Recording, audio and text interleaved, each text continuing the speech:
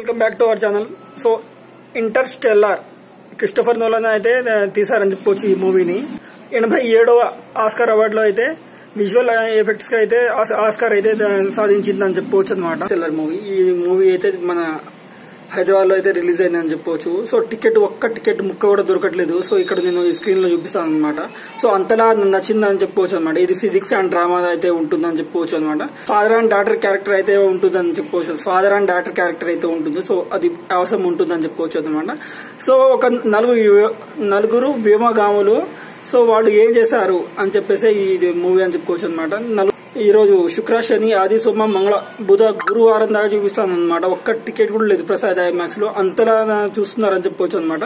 So ఈ movie మీరు నచ్చిందా లేదా కామెంట్ చేయండి. మీరు చూడాలనుకుంటే సో బుక్ చేసుకోండి అనమాట. సో ఒక ఇంగ్లీష్ మూవీకి ఇలాంటి రెస్పాన్స్ అయితే నా జీవితంలో ఫస్ట్ టైం చూడాలి అనమాట. So Interstellar so 2014 November 7 release అయింది. మళ్ళీ ఇప్పుడు రిలీజ్ అయింది. రిలీజ్ కన్నా రిలీజ్ అయింది అని చెప్పుకోవడమే కొంచెం బెటర్ అని చెప్పుకోవచ్చు అనమాట.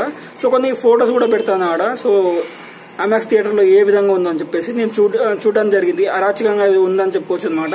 సో నలుగురు వ్యోమగాములు సో భూమి మీద బద్దెరు లేనప్పుడు వేరే గ్రహం మీద వెళ్తారనమాట. సో అక్కడ ఏం జరిగింది వాళ్ళకి, సో అనేదే స్టోరీ అనమాట.